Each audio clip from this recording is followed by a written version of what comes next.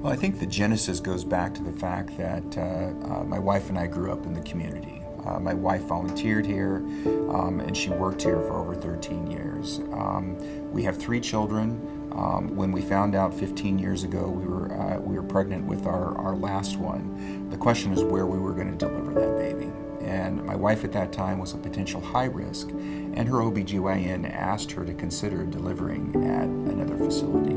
And for us, that wasn't even an option. It needed to be at Verdugo Hills, at our community hospital, and so we needed to be able to overcome any potential issues there were so that we could deliver here. One of those specific needs was to have a neonatal unit, just in case. We knew at that point in time that Verdugo didn't have one, and if I ever did come on board to become the CEO of this place and it didn't have it, then we would need to for sure make sure we would implement and put in place a neonatal unit.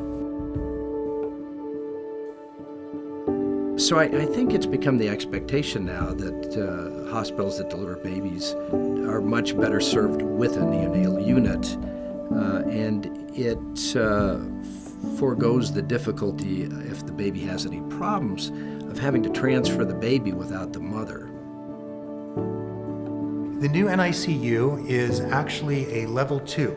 Level 2 NICU specifically takes care of what I would consider the bulk of premature babies these days. Those are infants that are at 32 weeks gestation with a birth weight of 1,500 grams. And so when you deliver at 32 weeks, you're about 5 weeks early.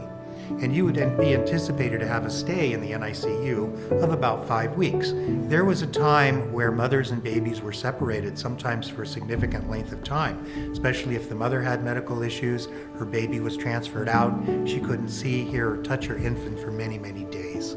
So having this newborn intensive care unit is a great advancement for the hospital and the community. I think the most impactful part of having a neonatal intensive care here at the hospital is the security to our community and to our surrounding areas, to give them a sense of safety and assurance that their babies are going to be able to stay with them if they choose to deliver here, which we so hope they will.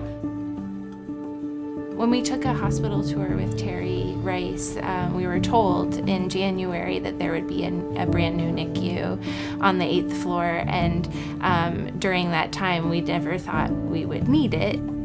On the day that Scout was born, it was really horrifying in some ways and hard, but we were really comforted to know that we had the facilities here and I wouldn't have to go to another hospital to visit her.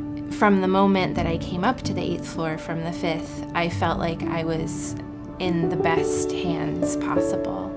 I mean, you have these beautiful rooms, you have one-on-one attention, you have your own private space, which is really helpful when you're learning to breastfeed in the NICU. It can be such a challenging, to say the least, journey.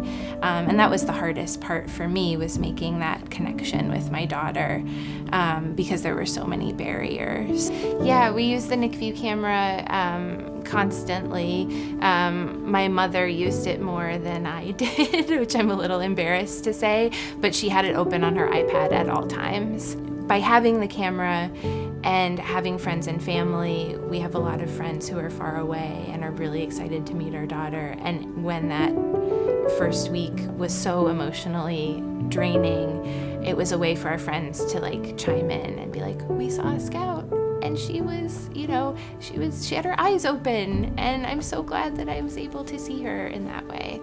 I've been telling people that I feel like this hospital is LA's best kept secret, especially for labor and delivery.